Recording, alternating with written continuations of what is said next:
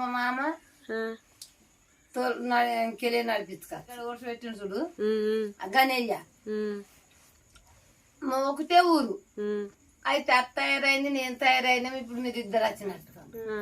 నడిపించకపోతాం ఇట్లా గట్లకి వెళ్ళాను పెరుపతి అంటుంది ఆట బస్ కిరాయా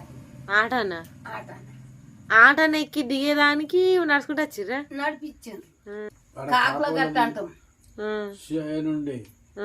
చేను పట్టుకున్నాం దున్నతానికి రావాలి